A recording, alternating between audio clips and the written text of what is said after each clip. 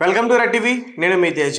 మహారాష్ట్ర ముంబైలో ఒక స్కూల్లో ఇంగ్లీష్ టీచర్గా ఉన్న ఒక మహిళ తన స్టూడెంట్తో లైంగికంగా ప్రవర్తించింది. ఈ ఘటన రీసెంట్గా వెలుగులోకి వచ్చింది. అయితే దీని గురించి పూర్తి విషయాలు తెలుసుకున్నప్పుడు చాలా చాలా షాకింగ్ అనిపించింది. అండ్ మీరు కూడా షాక్ అవుతారు. ఎందుకంటే 40 సంవత్సరాలు ఉన్న ఆ టీచర్ 16 సంవత్సరాలు ఉన్న ఆ అబ్బాయిని ఏం చేసిందో తెలుసా? రైట్, ఇప్పుడు నేను పూర్తిగా దాని గురించి చెప్పేందుకు ప్రయత్నిస్తా. 2023 డిసెంబర్ మొట్టమొదటిసారిగా ఆ అబ్బాయిని చూసింది. ఆ టైంలో ఆ స్కూల్కి సంబంధించి ఒక యానివర్సరీ ఫంక్షన్ జరుగుతుంది. ఒక డ్యాన్స్ చేస్తున్నప్పుడు ఆ టీచర్ ఆ అబ్బాయిని చూసింది. ఆ అబ్బాయిని చూసిన తర్వాత చాలా ఆకర్షితురాలైపోయింది. సో తనతో మాట్లాడాలని ప్రయత్నించింది, మాట్లాడింది, కొంచెం మిస్బిహేవ్ చేసింది. ఆ అబ్బాయి కూడా అప్పుడు కొంచెం తనకి దూరంగా ఉండేందుకు ప్రయత్నించాడు. అయితే 2024 జాన్వరిలో తనపైన లైంగిక దాడి చేసింది.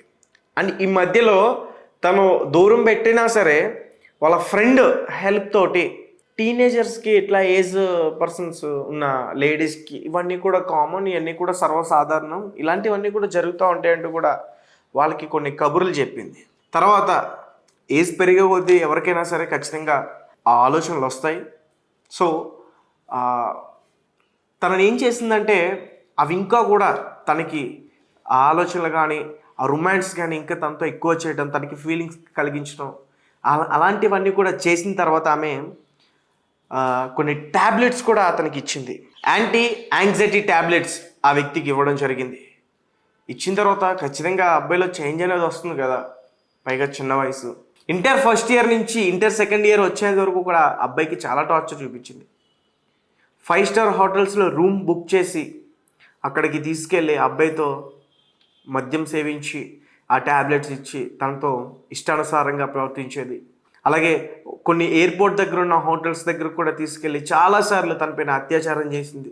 అంటే ఒక మహిళ, తనకి 2 పిల్లలు ఉన్నారు, ఆల్రెడీ ఒక మ్యారేజ్ కూడా అయింది. ఈ రకంగా చేయడం అసలు ఎవ్వరు కూడా నమ్మడానికి లేకుండా పోయింది. అసలు ఈ మహిళ ఎందుకు ఈ రకంగా ప్రవర్తించింది? ఖచ్చితంగా తనలో ఉన్న కామం కావచ్చు, అలాగే తన హస్బెండ్తో కూడా రిలేషన్లో ఇబ్బందులు ఉండొచ్చు, అందుకే ఈ రకంగా ఆమె పాల్పడిందని చాలామంది చెప్తా ఉన్నారు. అయితే ఒకరోజు ఆ పిల్లవాడిని కూడా ఒక కారులోకి వేరే ప్రాంతానికి తీసుకెళ్ళి అతడి చేత బట్టలు విప్పించి లైంగికంగా వేధించింది. అలాగే కొన్ని రోజుల పాటు ఆ యువకుడు ఆందోళన చెందగా యాంటీ యాంగ్జైటీ మాత్రలు కూడా ఇచ్చింది. ఆ తర్వాత స్టూడెంట్ ముంబైలో 5 స్టార్ హోటల్స్, ఎయిర్పోర్ట్ సమీపంలో ఉన్న స్టార్ హోటల్స్కి చాలాసార్లు కారులో తీసుకెళ్ళింది. అతడికి మద్యం తాగించి పలుమార్లు లైంగికంగా దాడికి పాల్పడింది. కాగా ఆ విద్యార్థితో ఆ మార్పుని అతని పేరెంట్స్ గుర్తించారు. ఏంటి అసలు నీ సంగతి ఏంటి, ఎందుకు నువ్వు ఇట్లా బిహేవియర్ చేస్తున్నావు అంటూ కూడా గట్టిగా అడిగే ప్రయత్నం చేస్తే తన టీచర్తో ఉన్న రిలేషన్ గురించి తన పేరెంట్స్కి చెప్పేశాడు ఆ అబ్బాయి. సో తన కుమారుడి చదువు ఎటువంటి ప్రభావితం కాకుండా ఉండేందుకు వారు ఆ విషయాన్ని బయట పెట్టేందుకు ప్రయత్నించలేదు. కొన్ని రోజుల నుంచి మౌనంగానే ఉన్నారు. అతన్ని అన్ని రకాలుగా కట్టడి చేసే ప్రయత్నం చేశారు. సో దీంతో తన 12వ తరగతి inter second year board exams రావడం వల్ల ఆ విద్యార్థి అక్కడి నుంచి ఆ స్కూల్ నుంచి వెళ్ళిపోయాడు. అయితే ఆ టీచర్ తన పని మనిషి ద్వారా అతన్ని సంప్రదించింది. సో తనని కలవాలని చెప్పింది. మరోవైపు ఈ విషయం తెలిసిన విద్యార్థి తల్లిదండ్రులు ఆ ఉపాధ్యాయురాలపైన పోలీసులకి ఫిర్యాదు చేశారు.